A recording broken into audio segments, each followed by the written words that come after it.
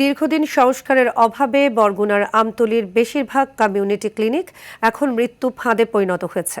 ভাঙাচোরা ভবনে জীবনের ঝুঁকি নিয়ে প্রতিনিয়ত স্বাস্থ্যসেবা দিচ্ছেন চিকিৎসক ও স্বাস্থ্যকর্মীরা। চিকিৎসা নিতে আসা রোগীরাও থাকেন আতঙ্কে। ভুক্তভোগীদের অভিযোগ, অধিকাংশ ভবন পুনর্নির্মাণের কথা থাকলেও করা হয়েছে নামমাত্র সংস্কার।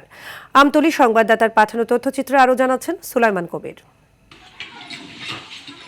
খসে পড়েছে দেয়ালের পলেস্তরা, ফাটল ধরেছে ছাদ ও পিলারে। শৌচাগার থাকলেও তা ব্যবহার অনুপযোগী। অধিকাংশ ভবনে নেই দরজা জানালা। এমনই বেহাল দশা বরগুনার আমতলী উপজেলার বেশিরভাগ কমিউনিটি ক্লিনিকের।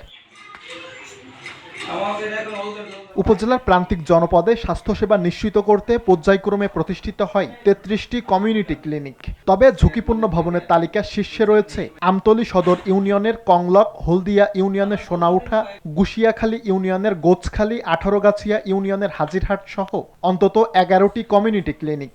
দীর্ঘদিন সংস্কার না করায় স্থানীয়দের কাছে ক্লিনিকগুলো এখন আতঙ্কের নাম। ছাদ দিয়েও পানি পড়ে, তো বর্ষার মৌসুমে এই বছরে আমরা পলিথিন দিয়ে এই জায়গায় আমরা সেবা দিচ্ছি। টয়লেট বাথরুমের যে অবস্থা তা একেবারেই নোংরা পর্যায়ে এবং ভেঙে চলে গেছে, যার ব্যবহারের উপযোগী না। এলাকা তো কষ্ট দিলে একটু আমাদের জনগণের ভালোই হয়। একটু সমস্যা সমাধানে ব্যবহার অযোগ্য ভবনের তালিকা তৈরি করে স্বাস্থ্য অধিদপ্তরকে পাঠানোর কথা জানিয়েছেন উপজেলা স্বাস্থ্য কর্মকর্তা। 6টা কমিউনিটি ক্লিনিক পুনর্নির্মাণ করা দরকার এবং 5টা কমিউনিটি ক্লিনিক সংস্কার করা দরকার। এই কাজগুলো করে থাকে হেলথ ইঞ্জিনিয়ারিং ডিপার্টমেন্ট। আমরা যথাযথভাবে হেলথ ইঞ্জিনিয়ারিং ডিপার্টমেন্ট বরাবর এগুলোর তালিকা অলরেডি পাঠিয়েছে।